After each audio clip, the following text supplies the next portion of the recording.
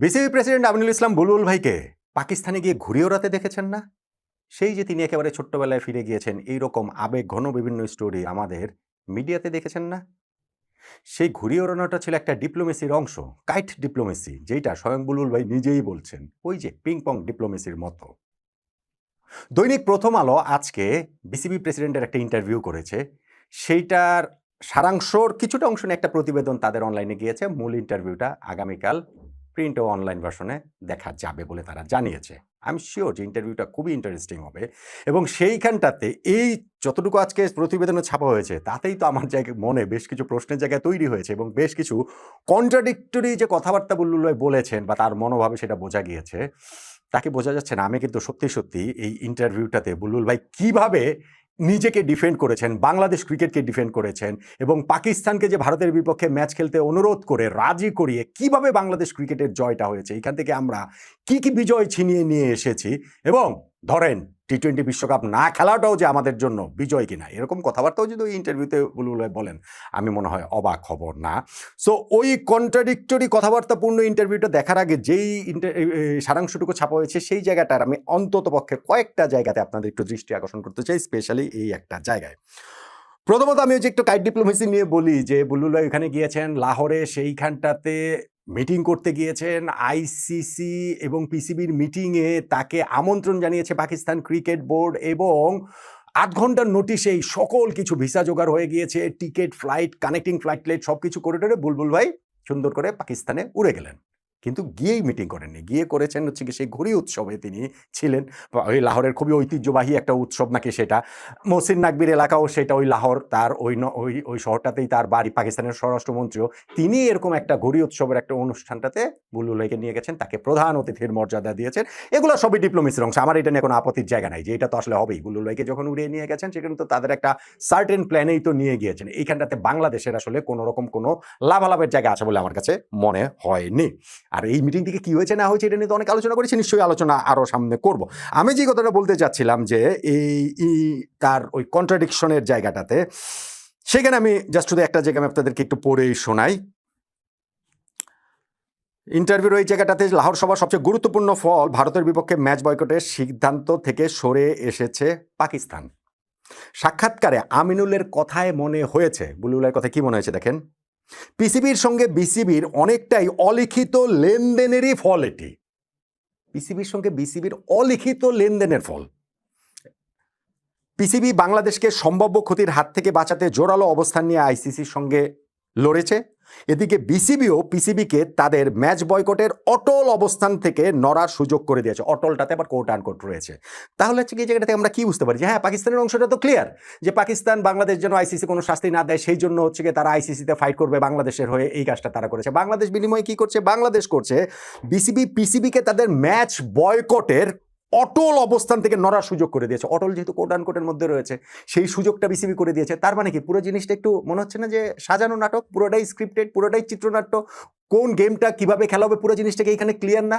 Clear তো।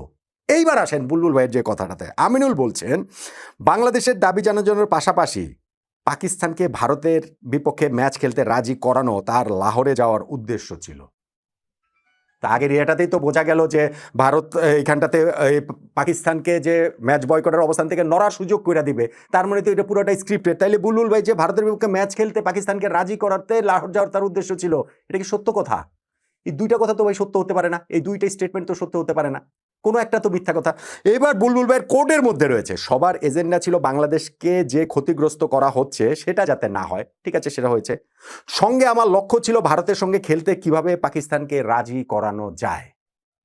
তো পাকিস্তান না ওই কিভাবে ওইখান থেকে অটল অবস্থান থেকে নড়ার সুযোগ কিভাবে কইরা দিবে বিসিবি, লেনদেন সেই জিনিসটা হয়ে গেছে। তাহলে পাকিস্তানকে এটা রাজি করানোর বিষয়টা কোত্থেকে আসতেছে? এটা বুলবুল ভাই তাহলে এটা কিভাবে বলছেন?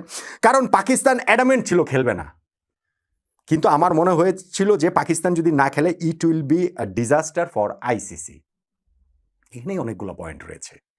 পাকিস্তান যদি না খেলে এইটা বাংলাদেশ ক্রিকেট বোর্ড প্রেসিডেন্টের মনে হয়েছে যে আইসিসির জন্য ডিজাস্টার হবে। কিন্তু বাংলাদেশ যদি টি-20 বিশ্বকাপ না খেলে সেই ক্ষেত্রে বাংলাদেশ ক্রিকেট বোর্ড প্রেসিডেন্টের মনে হয়নি যে আমাদের ক্রিকেটের জন্য সেটা ডিজাস্টার হবে।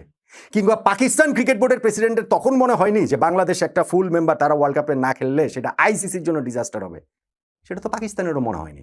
মনে হওয়ার সব দায় শুধু আমাদের, মনে হওয়ার সব দায় বাংলাদেশের। তাহলে এই জায়গাটাতে পাকিস্তান অ্যাডামেন্ট ছিল যে খেলবে না, পাকিস্তানকে কিভাবে রাজি করাতে হয় বুলবুল ভাই সেই কথাটা বলছেন তার ইন্টারভিউতে, কিন্তু ইন্টারভিউর ওই ইন্টারপ্রিটেশনে রিপোর্টার সেখানটাতে বলছেন যে বুলবুল ভাইয়ের কথাতে মনে হয়েছে যে পুরোটা আসলে একটা গেম ছিল, একটা সেট আপ করা ছিল, কিভাবে কি করা হবে, পাকিস্তান অটল অবস্থান থেকে নড়ার সুযোগ বিসিবি করে দেবে। অর্থাৎ এই প্রতিফলন আমরা পরবর্তীতেও দেখতে পেয়েছি যে বিসিবি যখন মেলটা দিয়েছে, সেই মেল দেওয়ার পর আইসিসি মেল দিয়েছে, আইসিসি মেল দেওয়ার পর পিসিবি মেল দিয়েছে, ওই কয়েকটা মেলেই আসলে ক্লিয়ার হয়ে গেছে, পাকিস্তান সরকার পর মেল দিয়েছে, ক্লিয়ার হয়ে গেছে যে পাকিস্তান বিশ্বকাপে ভারতের বিপক্ষে ম্যাচটা খেলবে। ফলে এইখানটাতে দুইটা গ্রস মিথ্যাচারের জায়গা আছে। একটা হচ্ছে গিয়ে যে হয় পাকিস্তানের সঙ্গে পুরো জিনিসটা নাটক ছিল, পুরোটা সাজানো ছিল, বুলবুল নিজে যেটা বলছেন সেটা হচ্ছে গিয়ে মিথ্যা বলছেন যে পাকিস্তানকে রাজি করানোর জন্যই তিনি গিয়েছেন। আর আরেকটা জায়গা হচ্ছে কি যে তিনি যদি এটা মনে করেন যে আইসিসির জন্য ডিজাস্টার হবে যদি পাকিস্তান না খেলে, কিন্তু বাংলাদেশের জন্য ডিজাস্টার হবে না বাংলাদেশ টি-20 ওয়ার্ল্ড কাপ যদি না খেলে, সেটা তার কখনো মনে হয় নাই। এবং পাকিস্তান ক্রিকেট বোর্ড প্রেসিডেন্ট আবার বাংলাদেশকে রাজি করানোর জন্য তাদেরও কখনো এটা মনে হয় নাই। আমরা আসলে কি ডিপ্লোমেসিটা করলাম। হ্যাঁ, এবং ইন দ্য মিন টাইম আমাদের এখানটাতে ওই শাস্তিটা হয়নি, আইসিসি সেই শাস্তিটা দিবে না, টি-20 ওয়ার্ল্ড কাপ না খেললে আমাদের ক্রিকেটের জন্য কি ডিজাস্টারাস একটা সময় আসবে, সেই কথাটা আমি অনেক ভিডিওতে বলছি, অনেক আলোচনাতেই করেছি। এবং সঙ্গে সঙ্গে এই কথাটাও আমি বলেছি যে এই পুরো সমস্যাটা হচ্ছে গিয়ে রাজনৈতিক, সরকার টু সরকারের সম্পর্কের বিষয়। বাংলাদেশ সরকারের সঙ্গে ভারত সরকারের যে সম্পর্ক, সেইটারই একটা প্রতিফলন ক্রিকেটেও জায়গায় এসেছে। আইসিসি মানে ইন্ডিয়া, আমি এটা 100% এগ্রি করি। তার মানে এই সরকার টু সরকারের সম্পর্ক খারাপের জায়গাটা ক্রিকেটের জায়গাটাতে এসেছে। তাহলে 12ই ফেব্রুয়ারি বাংলাদেশের যে নির্বাচন হবে, সেই নির্বাচনের পর যদি বাংলাদেশ সরকারের সঙ্গে ভারত সরকারের যেই সরকারই আসুক সম্পর্ক যদি এরকমই খারাপ থাকে, বাংলাদেশের ক্রিকেটের সম্পর্কটা বোর্ড টু বোর্ড কীভাবে ভালো হবে আমাকে একটু বলেন তো দেখি। এইসব কাইট ডিপ্লোমেসি, ঘুড়ির যে ডিপ্লোমেসির গল্প টল্প বলে পাবলিককে হয়তো একটু বোকা বানানো যাবে, কিন্তু ফাইনালি গিয়ে ঘটনা যেটা সেটা হচ্ছে কি যে বাংলাদেশ একটা টি-20 বিশ্বকাপ খেলে নাই, যেই সময়টা আমিনুল ইসলাম বুলবুল বাংলাদেশের প্রথম বিশ্বকাপের ক্যাপ্টেন, তিনি বোর্ড প্রেসিডেন্ট ছিলেন। শুধুমাত্র এই কারণেই এই ক্রিকেট বোর্ডকে বাংলাদেশের ইতিহাসে সর্বকালের সবচেয়ে ব্যর্থ ক্রিকেট বোর্ড বলে দেওয়ার জন্য যথেষ্ট, কারণ তাদের সময় আমরা একটা বিশ্বকাপ খেলিনি। ইন্টারভিউটার মধ্যে, গোজামিলা ভরা ইন্টারভিউটার মধ্যে আরও কীভাবে তিনি এই ঘটনা প্রবাহগুলো মেলানোর চেষ্টা করেন, সেটা দেখার জন্য আমি আসলে খুবই আগ্রহ নিয়ে অপেক্ষা করছি।